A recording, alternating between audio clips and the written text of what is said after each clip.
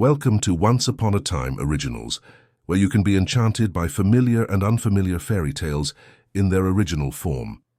Today you will hear Dr. Know-all, a fairy tale by the brothers Grimm. There was once on a time a poor peasant called Crab, who drove with 2 oxen a load of wood to the town and sold it to a doctor for 2 thalers.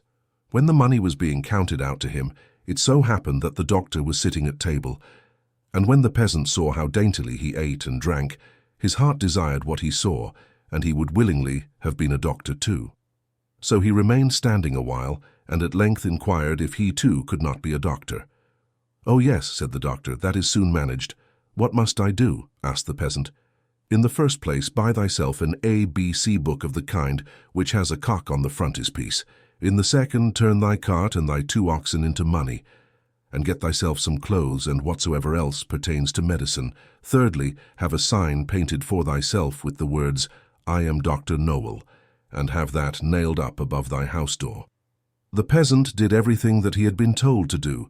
When he had doctored people a while, but not long, a rich and great lord had some money stolen. Then he was told about Dr. Know-all, who lived in such and such a village, and must know what had become of the money. So the lord had the horses put in his carriage, drove out to the village, and asked Crab if he were Dr. Know-all. Yes, he was, he said. Then he was to go with him and bring back the stolen money. "Oh yes, but Greta, my wife, must go too." The lord was willing and let both of them have a seat in the carriage, and they all drove away together. When they came to the nobleman's castle, the table was spread, and Crab was told to sit down and eat. "Yes, but my wife Greta too," said he, and he seated himself with her at the table. And when the first servant came with a dish of delicate fare, the peasant nudged his wife and said, "Greta, that was the first," meaning that was the servant who brought the first dish. The servant, however, thought he intended by that to say, "That is the first thief," and as he actually was so, he was terrified, and said to his comrade outside, "The doctor knows all. We shall fare ill." He said, "I was the first." The second did not want to go in at all, but was forced.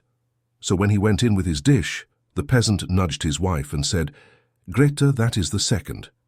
This servant was just as much alarmed, and he got out. The third did not fare better, for the peasant again said, "Greta, that is the third."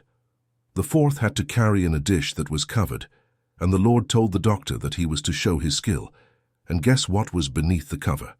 The doctor looked at the dish, had no idea what to say, and cried, "Ah, poor Crab." When the lord heard that, he cried, "There, he knows it, he knows who has the money." On this the servants looked terribly uneasy, and made a sign to the doctor that they wished him to step outside for a moment. When therefore he went out, all 4 of them confessed to him that they had stolen the money, and said that they would willingly restore it and give him a heavy sum into the bargain if he would not denounce them, for if he did, they would be hanged. They led him to the spot where the money was concealed. With this the doctor was satisfied, and returned to the hall, sat down to the table, and said, "My lord, now will I search in my book where the gold is hidden." The 5th servant, however, crept into the stove to hear if the doctor knew still more. The doctor, however, sat still and opened his ABC book, turned the pages backwards and forwards, and looked for the cock. As he could not find it immediately, he said, "I know you are there, so you had better show yourself." Then the fellow in the stove thought that the doctor meant him, and full of terror, sprang out, crying, "That man knows everything."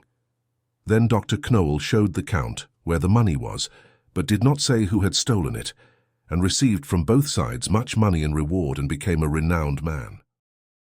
If you liked the story in its original version, don't forget to subscribe to the channel, hit the bell, and leave a like.